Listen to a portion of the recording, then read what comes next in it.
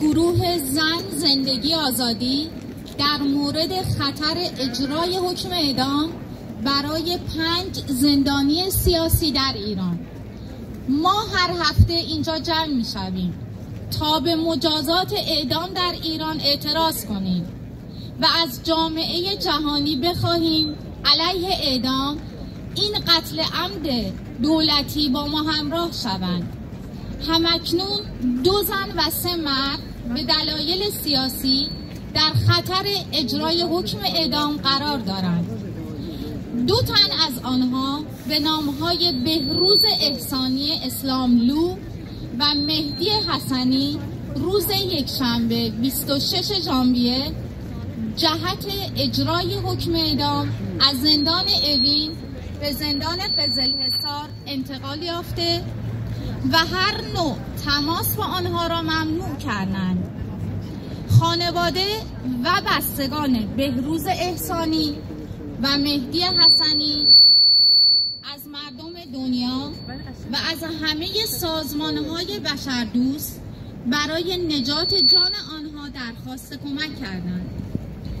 پخشان عزیزی و ریشه مرادی و مجاهد کورکور 3 زندانی دیگری هستند که جمهوری اسلامی برای آنها حکم اعدام صادر کرده است و خطر مرگ هر لحظه جان آنها را تهدید می کند. برای لغو حکم اعدام این 5 زندانی سیاسی فعالیت‌های گسترده‌ای در سطح بین‌المللی در جریان است، ولی با این حال همچنان خطر اجرای حکم اعدام آنها وجود دارد.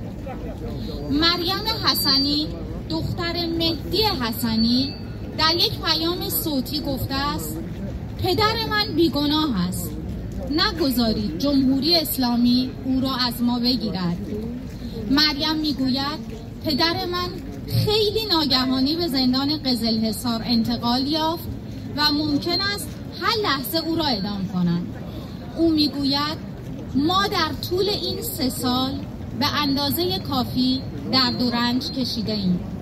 مادرم با بدبختی ما را بزرگ کرد. خواهر بهروز احسانی اسلاملو یکی دیگر از زندانیان سیاسی محکوم به اعدام نیز امروز در این گردهمایی حضور دارد و خواستار حمایت جهانی برای نجات جان برادرش است. صدور پی در پی احکام اعدام برای زندانیان سیاسی و عقیدتی